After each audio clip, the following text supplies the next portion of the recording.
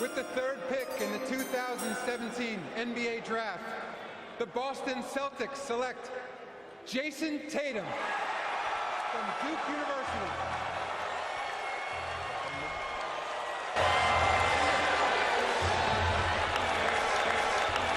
This is the best case scenario, really. It's rare, but when it does happen, it's franchise altering. What am I talking about? Well, each summer we have to go for this, that, this as well, and how could you forget that? Stars get traded every single summer. This typically ignites a rebuild for their former team.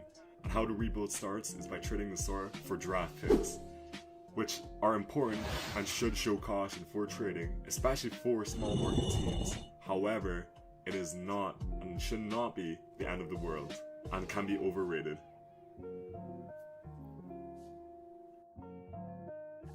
Yes. But how did we get here? We can trace this back to one man in specific, a former NBA player who, in fact, used to play for the Celtics, funny enough, and was also a Mormon. Danny Ainge. But no, not back then. Back then. See, Danny, he was good at his job. Damn good. So good, in fact, he pulled this off. Look how good this is for the Nets. They basically get 3 NBA champions for basically nothing. This upcoming season, man, it's gonna be something. Let's see what this is gonna be like. Bring it up here. Oh. Well, they're older, like, yeah. You see? That's gonna be good now. Alright, we're in the playoffs. Let's get this train going. Come on. Oh.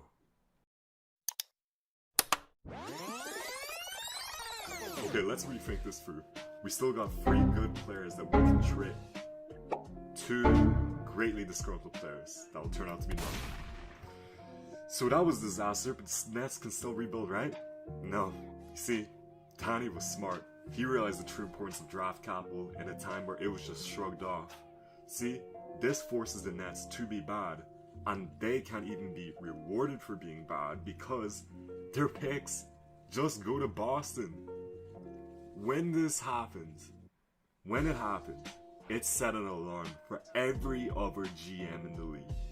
And a warning to value your picks, especially with each draft class getting better than the last. With even the media especially quick to scrutinize greatly a deal, but it's overreacting. As this Celtics-Nets trade was just a bad trade for the Nets. Here's why.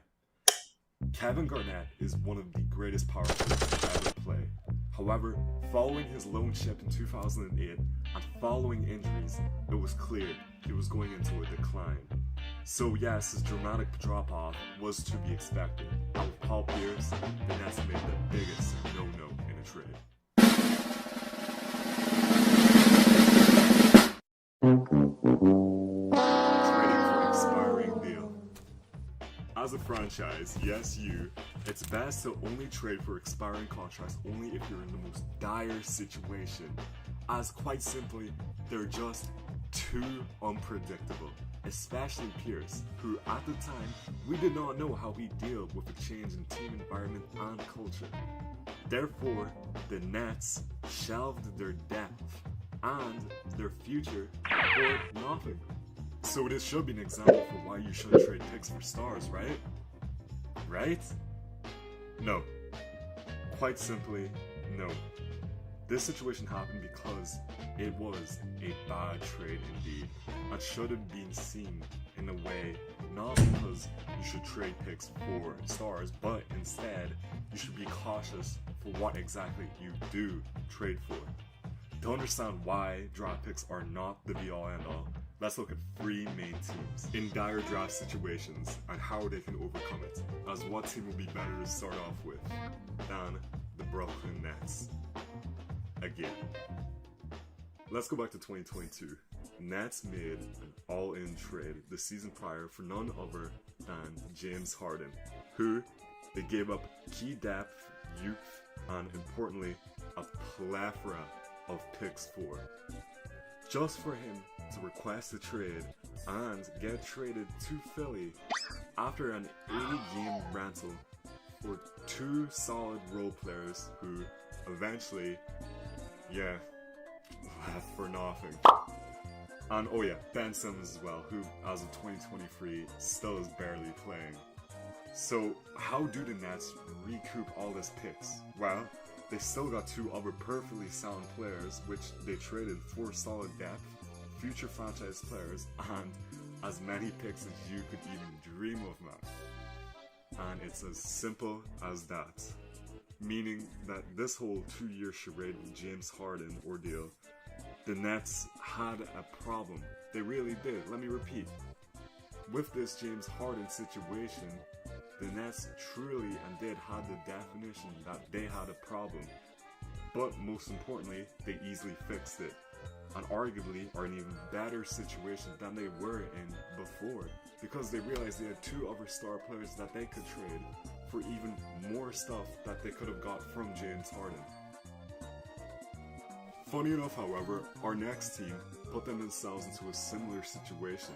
However, just like the Brooklyn Nets, they can get themselves out of that situation by trading their current players. Now, what team am I talking about exactly right now? Well, you probably heard about them recently in NBA news. They're none other than the Minnesota Timberwolves. Which, this problem is not down to the coaching staff. It's not down to any of their multiple players like Ant, Cat, or Mike Conley. It, of course, is down to one man. One man, one trade. Rudy Gobert. As, let's look back. Before Rudy Gobert got traded, the Timberwolves could have been dark horse contenders if they kept this youthful and varied depth. But instead, they gave it up and future picks just for Rudy Gobert, a massive overpay. Which, if we are being honest here, looking back, it's especially sad, as these traded picks would end up being role players to many contenders. But this was given for just Rudy Gobert, and again, could be said a bad trade, as they got rid of key depth for a one-dimensional player. Similar to the Nets, let's look at how they can fix this situation, as the best thing to do is really, when we're looking into the Minnesota Timberwolves position, there's only one way they can go around this. They need to be stubborn and commit to the trade, because this will increase the value of the team greatly, as if they build on this trade and Rudy's value, this will keep up recouping picks and pieces. They could look at their existing roster and tailor it in order to fit Rudy and his fit within the team. So, yeah. Overall, making the trade a better and hopefully, if worse comes to worst, allows Minnesota to just accept long-term mediocrity until they have their own picks back, and not be bad and let some other team enjoy them being bad and the picks that they might get from being bad, just like a certain other team.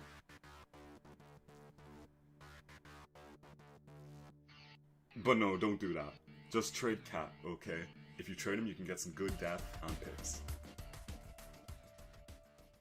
So finally, this last team we'll look at is kind of an outlier because they simply can just ignore the draft by gaining new talent through free agency and their own location.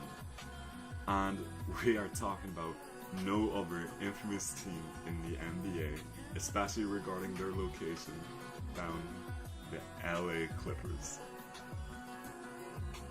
As quite simply, they do not care about draft picks, and realistically, they do not need to either. I mean, look at this. I mean, they gave up a full family worth of picks for Paul George and Kawhi, and constantly, if we look at news articles, are in discussions for their dim future past Kawhi and the Paul George era. Yet, at the exact same time, are also constantly, every year, considered the deepest team in the league, with every single year as well. If you look past the first few years of the Kawhi era, the roster is replenished with new and beneficial talent, mainly because they're in LA, which is every player's dream city to play for because they're celebrities, and LA is the city of wealth, fame, and culture. And in LA as well, we'll fully be able to experience this overall, especially since there is lower pressure playing for the Clippers than the Lakers. If we can personify this situation right now, let's look at two main guys right now. Both Mason Plumlee and Russell Westbrook are two good, two excellent players who opted to come back to LA on greatly team-friendly deals, much less than what they're actually worth, because they wanted to play in LA, which is their home. And quite frankly, they'll be able to enjoy the benefits listed. So yeah, that's why draft picks are overrated. Thanks for watching.